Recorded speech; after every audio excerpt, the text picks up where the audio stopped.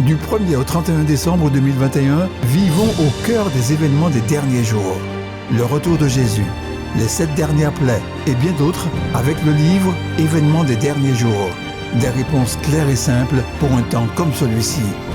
Infoline 05 96 63 10 97. Boutique Vie et Santé.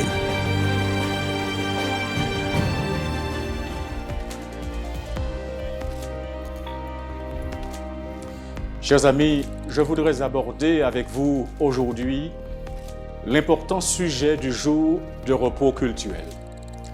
Beaucoup de personnes sont dans la confusion au sujet du jour du repos hebdomadaire.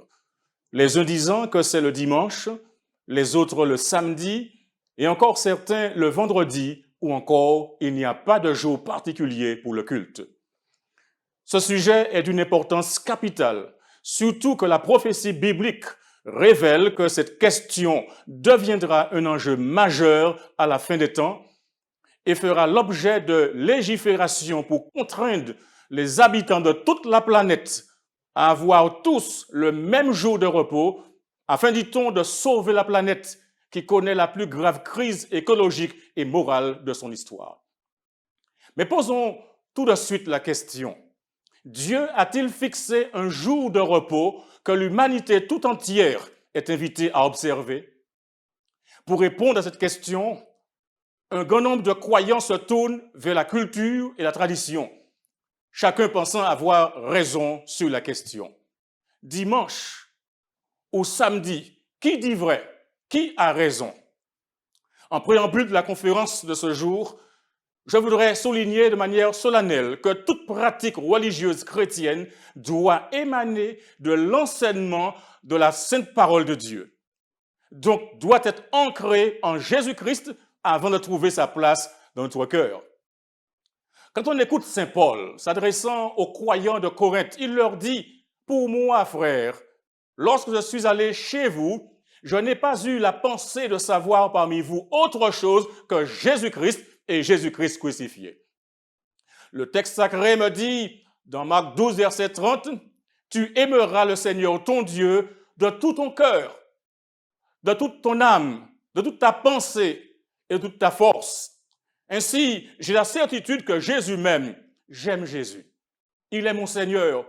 Et tout ce qu'il me dit, c'est pour mon bien. Il ne me dira pas une chose pour me rendre malheureux, car il veut mon bien.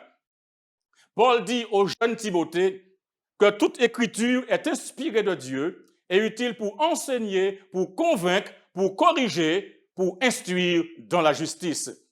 Donc la Bible est utile pour nous enseigner la vérité.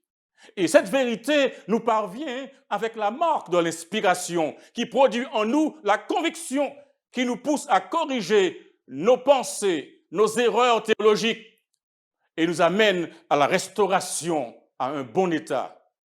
La Bible a démontré son pouvoir régénérateur et transformateur dans la vie des hommes. Nous sommes instruits dans la justice, c'est-à-dire dans la qualité ou condition que Dieu peut approuver. En effet, il n'y a que la Bible qui présente une façon de vivre que Dieu peut approuver. Mais plus encore, elle me qualifie afin qu'en tant qu'enfant de Dieu, je sois en mesure de faire de bonnes œuvres. Et pour arriver à ce résultat, il faut l'étudier consciencieusement, l'assimiler et l'appliquer dans sa vie. Il faut faire cause avec la parole de Dieu. Donc le seul endroit où moi, en tant que chrétien croyant au Christ, irai chercher la vérité est dans la Bible. Qui plus est, notre seule sauvegarde en ces derniers temps, en présence de ce monde difficile. La Bible présente Jésus-Christ comme le meilleur, que dis-je, le seul exemple et modèle exclusif que l'Église chrétienne possède, savoir son fondateur et son nom c'est Jésus-Christ et personne d'autre et rien d'autre. Ainsi donc, un véritable chrétien, une véritable chrétienne suivra Jésus-Christ, demeurera dans sa parole, car 1 Jean chapitre 2 verset 6 déclare « Celui ou celle qui dit qu'il demeure en lui doit marcher comme lui-même a aussi marché. » Il ne suffit pas de dire Seigneur, Seigneur, mais encore, il faut faire sa volonté, il faut lui obéir. Sur la question du jour du repos, le Christ ne nous a pas laissés dans les ténèbres pour que nous avancions à tâtons et heurtions nos têtes contre des poteaux mal placés dans l'obscurité. Dès l'origine du monde, il a mis le jour du repos en orbite, et cela pour l'éternité. Dans Genèse chapitre 1, versets 1 à 3, la Bible déclare « Dieu vit tout ce qu'il avait fait, et voici, cela était très bon. Ainsi, il eut un soir et il eut un matin, ce fut le 6e jour. Ainsi furent achevés les cieux et la terre et toute leur armée. Dieu acheva au 7e jour son œuvre qu'il avait faite, et il se reposa au 7e jour de toute son œuvre qu'il avait faite. Dieu bénit le 7e jour. Et il le sanctifia, parce qu'en ce jour, il se reposa de toute son œuvre qu'il avait créée en la faisant. » Jésus ne s'est pas contenté de le mettre en orbite, mais il en a défini les contours. Par exemple, dans le récit de la Genèse, qui présente la création, il indique quand débute le jour. Ainsi, il eut un soir et il eut un matin, ce fut le 1er jour. Ainsi de suite, vous pouvez lire dans Genèse 1, verset 5, verset 8, verset 13, verset 14, verset 19, verset 23. Et cela nous mène jusqu'au 7e jour. Cette vérité, mes amis, est capitale. Ainsi donc, selon la Bible, le jour commence au coucher du soleil et non pas à minuit. Ainsi, le sabbat commence au coucher du soleil. Dieu a fait du sabbat un signe d'identification, de relation verticale et horizontale et d'appartenance de ses enfants. Dans Ézéchiel, chapitre 20, verset 12, l'Écriture déclare « Je leur donnai aussi mes sabbats comme un signe entre moi et eux pour qu'ils connaissent que je suis l'Éternel qui les sanctifie. » Peut-être diriez-vous, je ne suis pas israélite, donc le sabbat ne me concerne pas. Mais Paul nous dit, dans Romains 1, verset 16, l'Évangile est une puissance de Dieu pour le salut de quiconque, du juif premièrement, puis du grec. Le juste vivra par la foi, nous dit-il dans Romains 2, verset 29. Mais le juif, c'est celui qui l'est intérieurement. Mais le plus beau ici, c'est qu'il est dit dans Galates 3, verset 29, « Et si vous êtes à Christ, vous êtes donc la postérité d'Abraham, héritier selon la promesse. » Alléluia. À travers le sabbat, Dieu rappelle à l'humanité qu'elle fut créée libre et que toute forme d'esclavage est condamnée par lui, le Créateur qui a fait les êtres humains à son image. Dans un grand feu d'artifice, à la montagne du Sinaï, il déclare au peuple qui revenait de 430 années de servitude d'esclavage, dans Exode 20, verset 2, « Je suis l'Éternel, ton Dieu, qui t'ai fait sortir du pays d'Égypte, de la maison de servitude. Tu n'auras pas d'autre Dieu devant ma face. » Et dans Exode chapitre 20, verset 8 à 11, il lui dit, « Souviens-toi du jour du repos pour le sanctifier. Tu travailleras 6 jours et tu feras tout ton ouvrage, mais le 7e jour est le jour du repos de l'Éternel ton Dieu.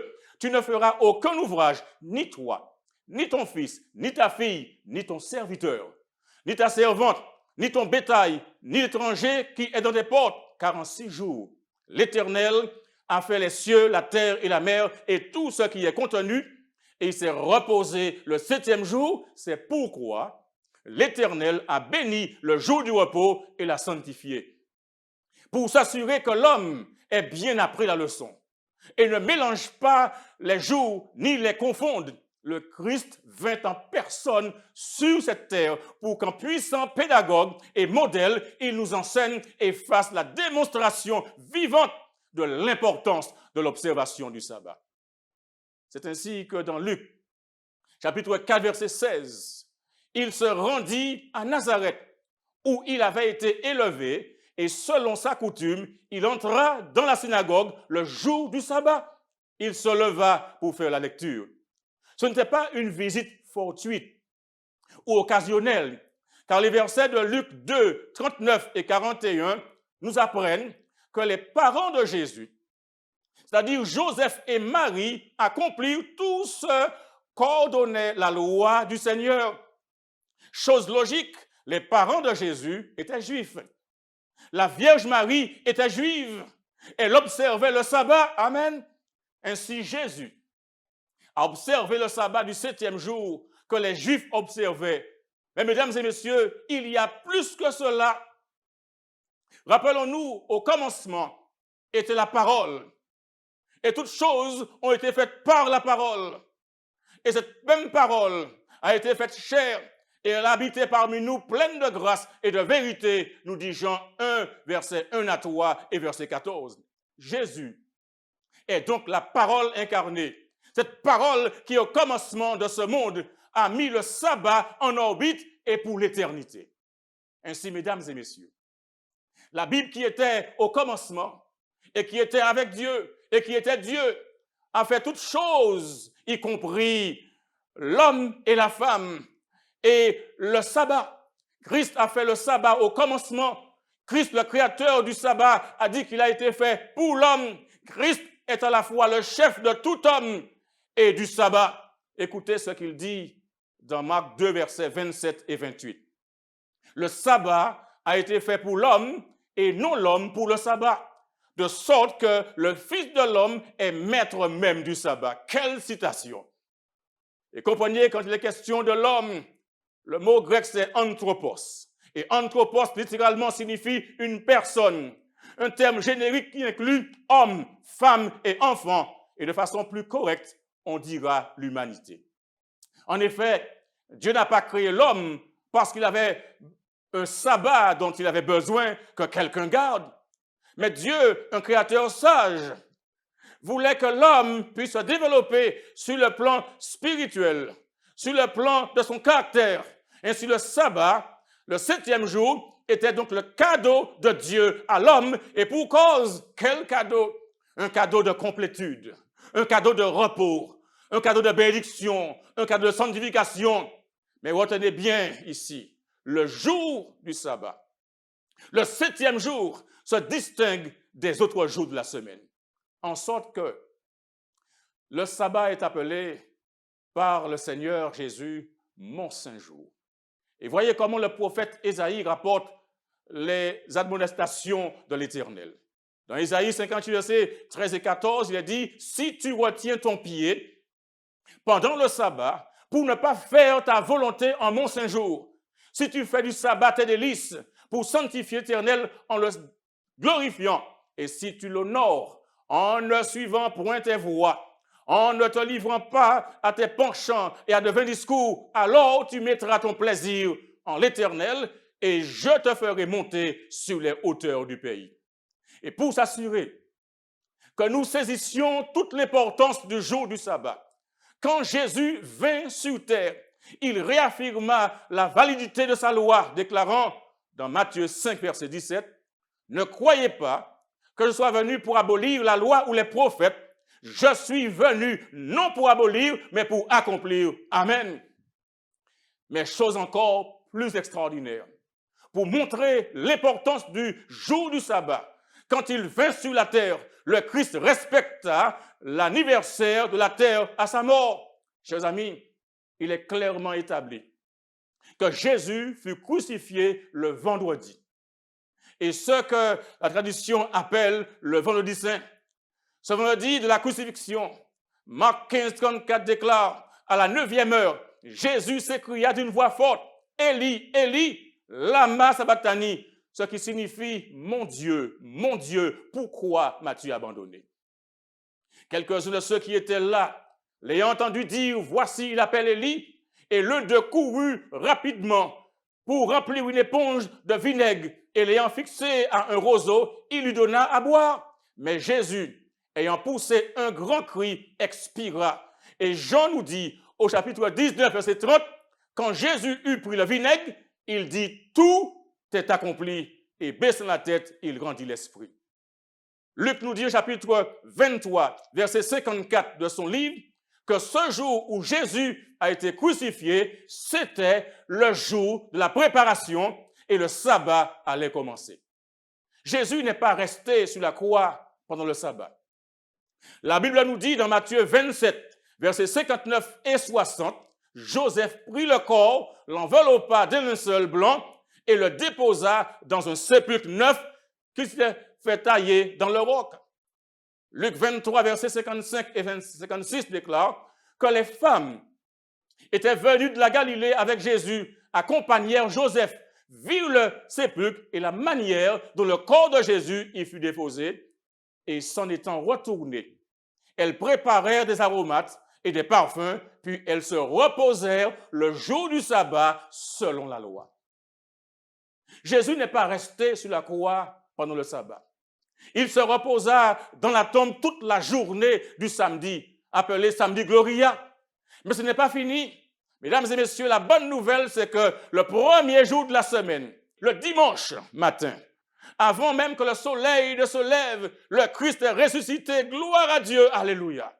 En effet, le premier jour de la semaine, elles se rendirent au sépulcre de grand matin, portant les aromates qu'ils avaient préparés. Elles trouvèrent que la pierre avait été roulée de devant le sépulcre.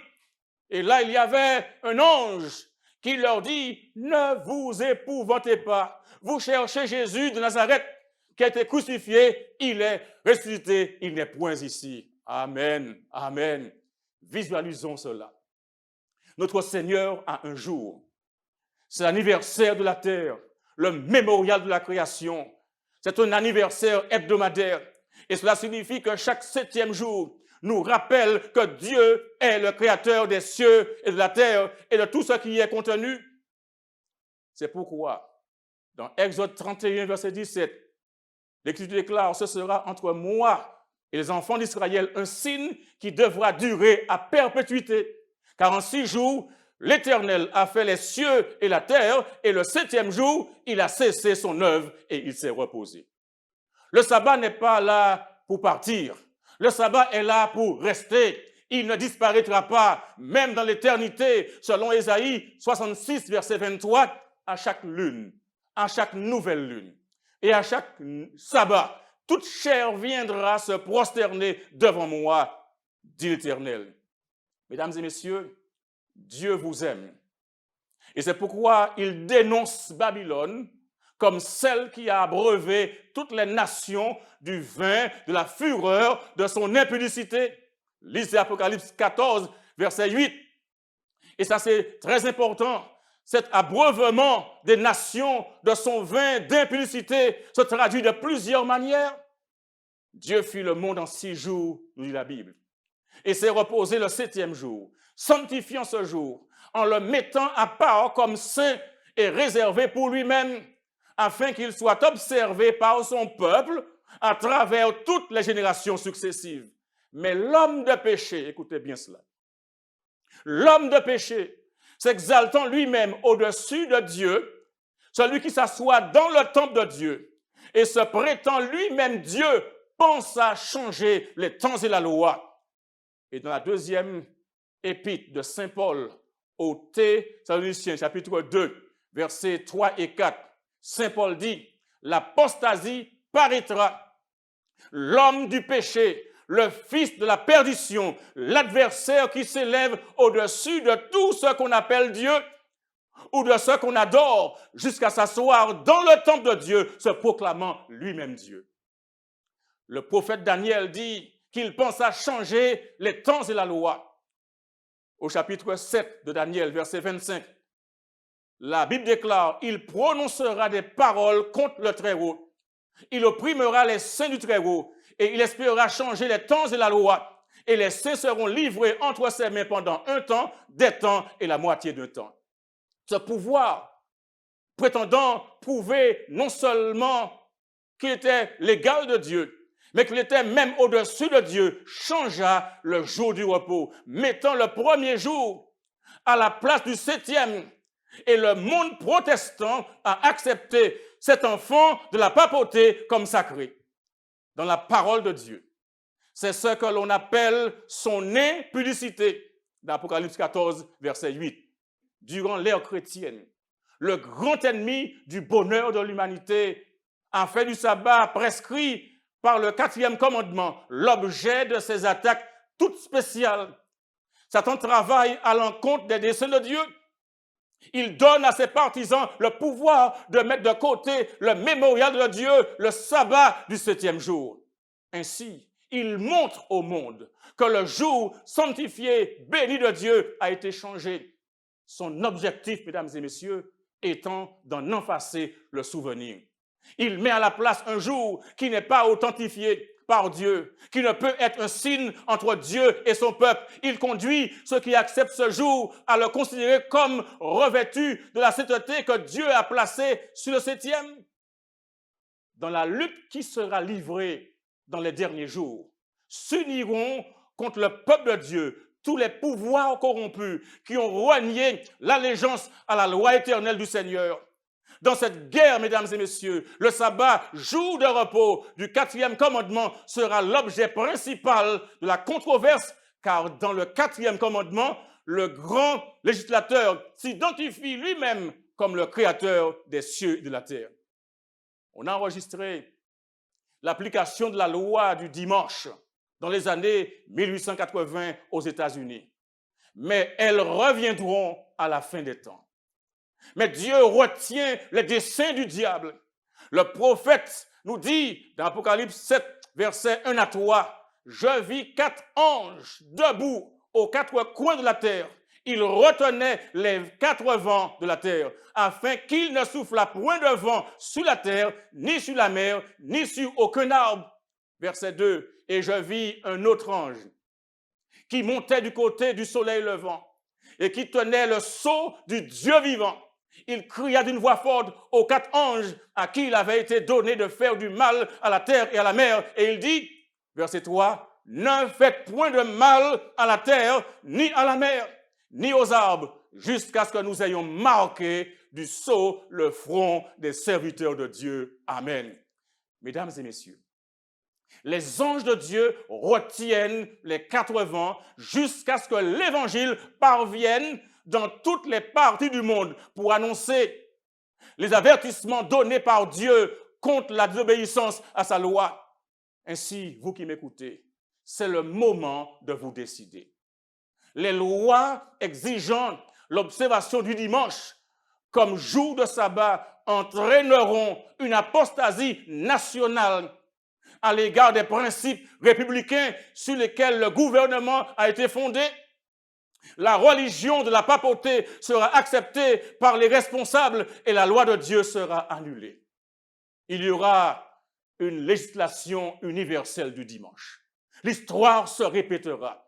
La fausse religion sera exaltée. Le premier jour de la semaine, qui n'est qu'un jour ouvrable ordinaire, ne possédant aucune sorte de sainteté, sera installé de même que le fut l'image de Babylone. Toutes les nations et toutes les langues et tous les peuples seront contraints d'adorer pendant ce jour du sabbat erroné. Le décret qui exigera le culte de ce jour s'étendra au monde entier.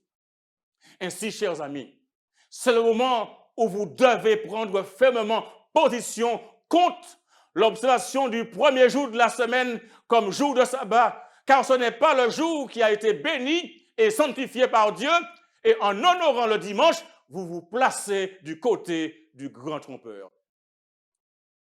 Il est important d'accepter la vérité, mais marcher dans la lumière est encore plus important.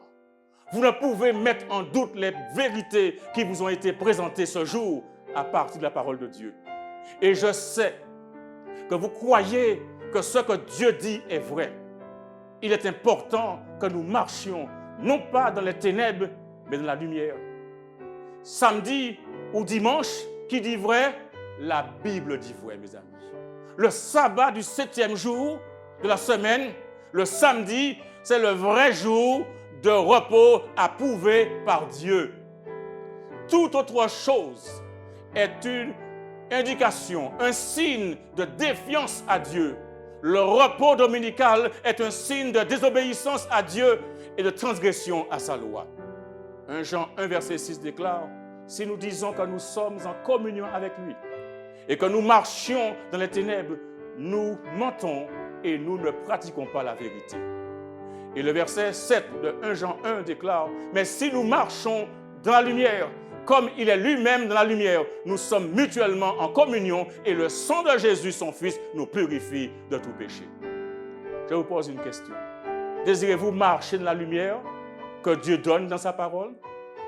Croyez-vous que c'est important de marcher dans la lumière dès aujourd'hui? J'aimerais prier pour vous, afin que vous continuiez de marcher dans la lumière de la vérité. Si vous le désirez, appelez ce numéro qui s'affiche à l'écran, le 0696 07 25 84, ou alors envoyez un email à ultimevent@feam.org. Que le Seigneur vous aide et qu'il vous bénisse à faire le choix important de la vérité.